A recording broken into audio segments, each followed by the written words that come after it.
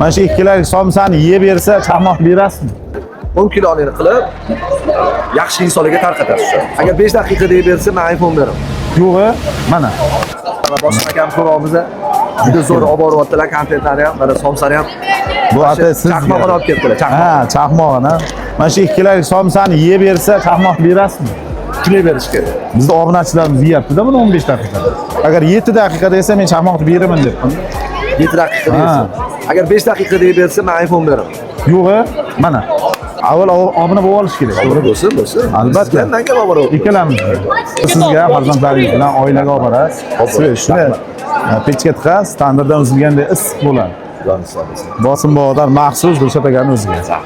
Bosim akadan hozir mana somsani qottasini ko'rdim, lekin men ularga shart bera olmadim. Bajaraman dedilar. Bu shartingizni bering, bajaraman dedilar.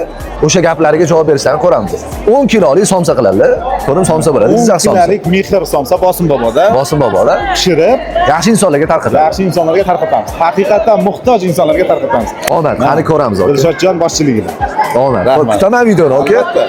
Gap bo'lib qolmay, agar qilolmagan bo'lsangiz, mana shu inson qila olmadi, kommentariyga yozib keting. Yo, qilaman, siz repost qilasiz. Albatta, bosing hadi. Rahmat.